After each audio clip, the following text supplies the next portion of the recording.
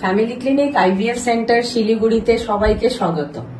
আজকে এমন একটা কেসে ডিসকাস করছি যে ফেলিয়ার আর ফেলিয়ার। আইভিএফ এ ফেল হতেই পারে, কিন্তু ট্রিটমেন্ট ছাড়েনি, ক্লিনিক ছাড়েনি, ডক্টর ছাড়েনি। এরকমই একটা পেশেন্ট আসে কিশোরগঞ্জ থেকে,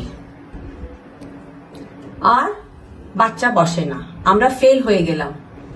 জরাইতে অ্যাডিনোমায়োসিস, জরাইতে টিউমার, তার ট্রিটমেন্ট করা হলো কিন্তু ফার্স্ট টাইম আনসাকসেসফুল। তারপরে আমি বললাম, পেশেন্ট বলল ম্যাম আপনাকে তো আমি ছাড়বো না, ট্রিটমেন্ট করেই যাব। তারপরে অ্যাডিনোমায়োসিস শুকালাম, টিউমার শুকালাম, তারপরে আমরা আবার সেকেন্ড টাইম আইভিএফ করি, তার রেজাল্ট আজকে আমরা সাকসেসফুল হয়েছি।